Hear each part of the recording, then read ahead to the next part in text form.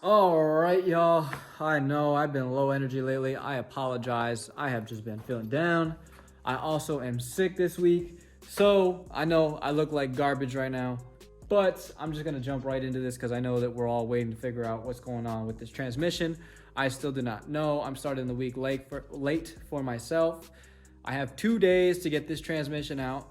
I have to drop the exhaust. I have to drop the drive shaft. There was something else I had to do. Oh, I have to adjust the camber in the front.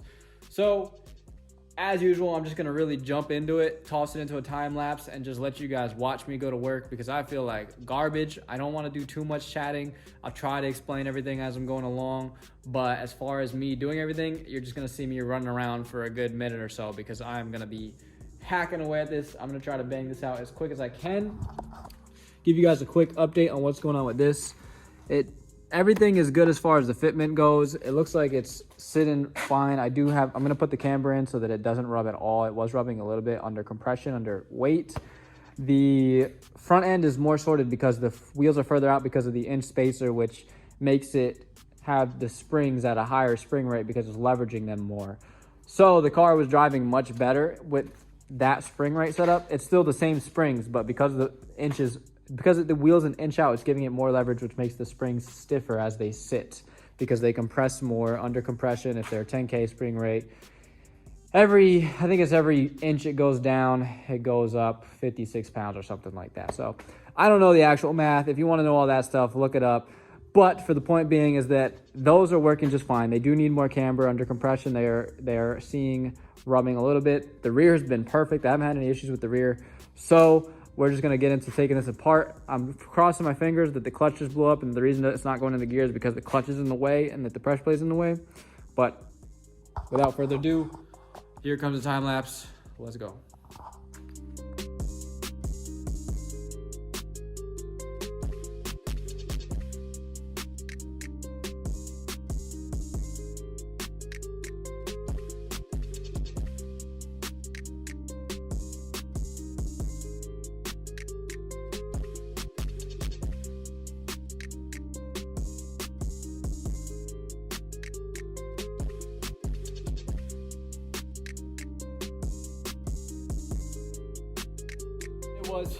I picked the car up, obviously, and then I dropped the exhaust. So the exhaust is actually looking really good. I'm getting rattling in the exhaust, and it's not from any bad welds, but what I think it is that, so this actually sealed now, so this is not unsealing, which is great. But the issue now is when this gets hot, so this is much bigger than this is. So when this gets hot, this also expands and this also expands, but this is still smaller than this is, and it's inside of there. So when it sees heat, it's shaking. It gets, not to say soft, but it gets softer than it is as it is now. And it's rattling against this piece that is slightly bigger, but it's not an exhaust leak, but it sounds so annoying. And it sounds like something is broken, but it's not. So I might find a solution for that. What I'm thinking is maybe drill a hole through here and drill a hole through there and then weld through the hole so that the weld will weld, hopefully, this pipe and this pipe together and essentially act as a damper. But I'm not worried about that right now. We're worried about the transmission. So dropped the exhaust. Then I had to get these 4 bolts out.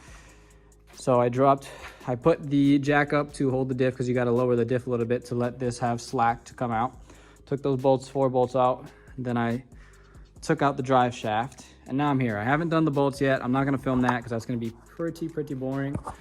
I know maybe you guys do or don't want to see it. It's just, there's nothing really to film. It's too tight to film in the space. There's so many, I don't know the exact number, so I'm not gonna tell you that either. But I gotta remove the starter, I gotta remove the bell housing bolts, and then from there, I have to remove the 4 transmission mount bolts, and it should start to want to come out. It's still gonna be stuck on there because there's dowels, and it's also the input shaft goes into the back of the motor. That, I'm gonna try to film me taking it off because I wanna see if anything falls out. I wanna get that like initially when it comes out, but we'll do that when we do that. And then we will see what that clutch and stuff looks like. Fingers crossed, it's just a clutch job. I don't know what it's gonna be. I mean, that was actually promising. I didn't see any chunks come through after I put fluid through it. So I don't know, we'll see what's going on with that. I'm gonna get right back into it because I have a lot of work in front of me And I'm not gonna time lapse this because this is super simple, just bell housing bolt, something you're gonna see. It's gonna be me crawling under the car and getting a bunch of extensions in there. And then from there, I'll try to film me taking it out. That is a lot of work to move all this stuff, so yes, it is very tiring. As you can see, it's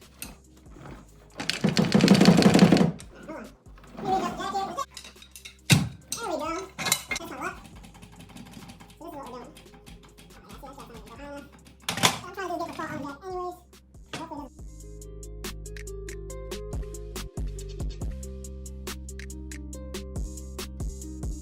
All right, in a perfect world, the way I did this, I should be able to jack this up a little bit and actually just pull it out.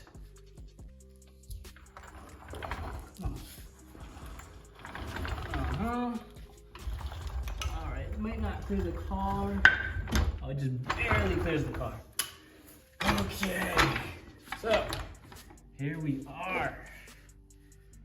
I'm gonna put this back on and see if it goes into Ford now. This doesn't have the clutch or anything in there, but I guess for now, let's see the front of this thing.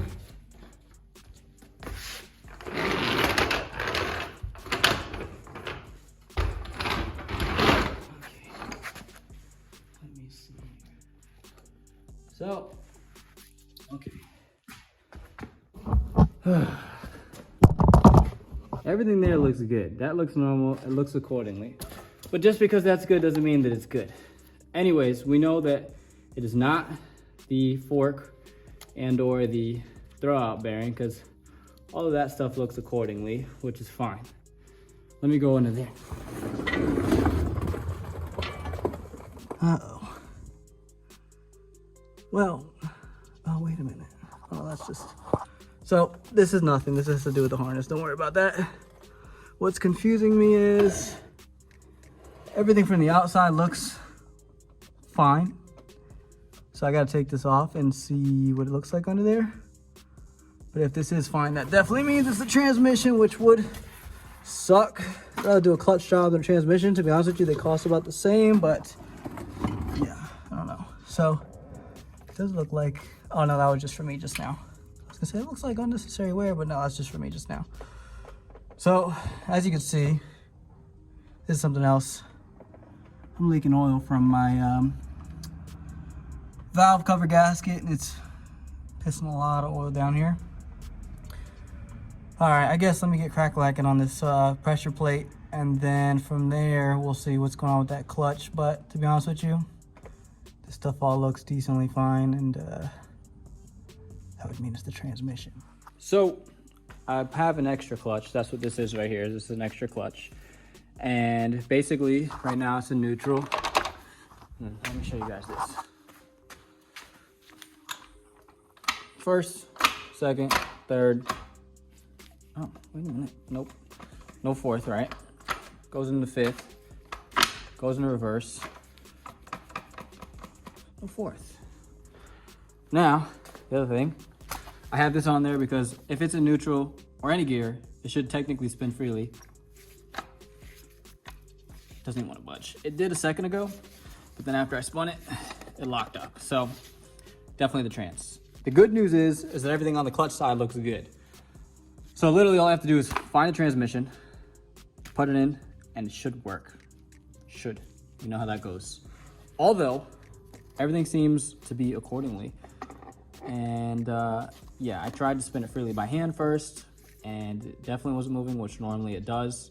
Then I put the clutch on there and it span a little bit, and it was not happy. So trans is done. I think I'm gonna do is take this bell housing off. Maybe I'll take it apart. Eventually I'll take it apart. But as of now, we know that it is definitely the transmission. The transmission is cooked. Basically what I'm thinking happened was, we knew this from the jump. Every time, and this is something that's notorious, even in the R154s, the pressure gets so high in these, it blows these rear seals out. Now, when it blows these rear seals out, it lets all of the oil out. And basically, it's, you know, again, it's putting so much pressure, it's pushing it out of this, it's pushing it out of here. It would push it out of the hose if you don't have your hose crush washered right. and here too as well if you don't have this RTV right. So when that happens, then you have an empty transmission, and you're eventually just gonna blow up the transmission because it's getting hot and rubbing metal against metal. That's what I did. I actually knew, and I was filling it up periodically, and I didn't fill it up periodically over like this last week or so. I had ordered the wrong transmission fluid. I was still putting it in there because it was still doing it fine. It was still doing fine. It just doesn't like it, and it builds more pressure, which means it's gonna put more oil out faster. With that being said, I drove it. Didn't put any oil in it. These things run pretty good with no oil, sadly. Not that I'm trying to do that intentionally, but it does run for a long time. And I heard whirring that day, and I was meaning to put transmission fluid in it, and I still didn't. And I paid the price. So this transmission is done. I may or may not take it apart this week. I doubt it. I have tomorrow. But now I'm gonna be looking for a transmission so that I can toss it in here. I'm actually not even gonna touch the clutch side because the clutch side everything looks good. What I am gonna do eventually is put the battery back on and crank it over just to see if everything works accordingly. But that's about it. I'm not gonna do that today. You guys might see it in the next clip or so because it's late and I'm not trying to piss my neighbors off.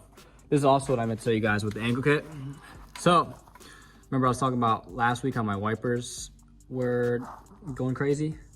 Yeah, I put it in reverse while at angle, not intentionally, and it chewed up the clips. So now I have to make new clips for this.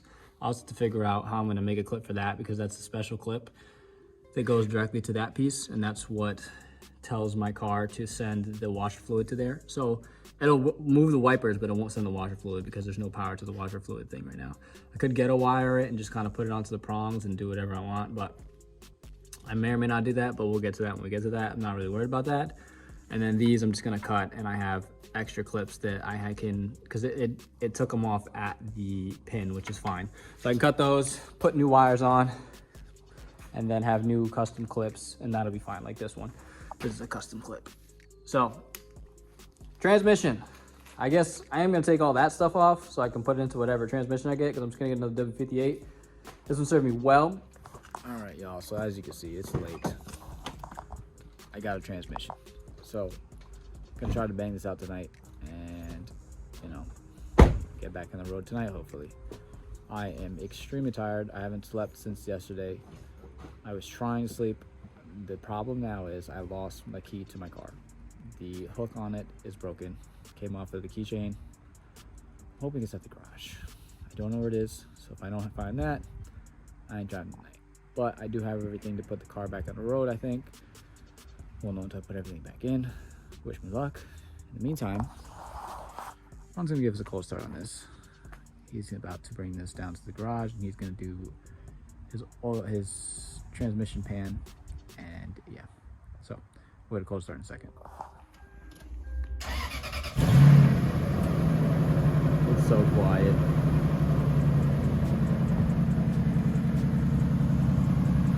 I just can't believe how quiet it is. Oh, your dash even works? Did you get the dash replaced? I don't know. I'm pretty sure he did. Those look like those are aftermarket lights from the needles. That dash looks really good.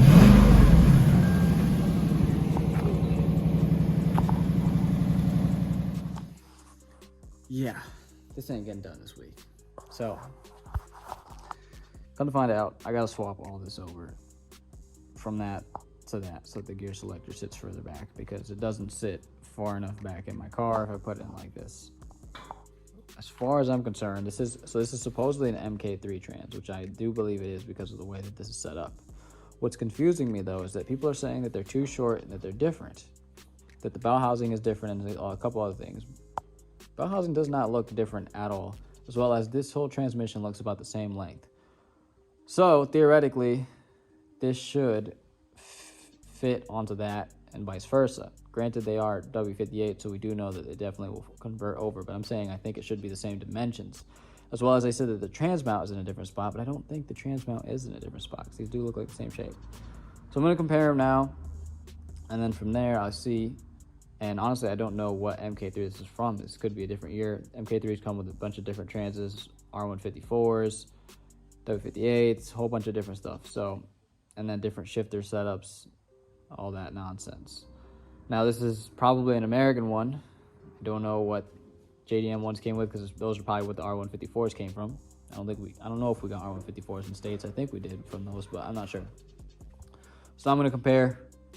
I'm gonna start taking apart that one so that if anything comes out that needs to come out, that needs to be in place, comes out of that one, and then I F it up on that one, that's fine. This one we need to work. So, figured it out. It's actually not that difficult. Now, I don't know for sure yet, because I haven't actually executed. He just did the pan on this. He's letting this thing run. He's letting it get in heat cycle to see if it leaks. So, it looks like we got these two things right here. These are tensioning this. This is still on there. I haven't taken this off because it's still bolted down right here.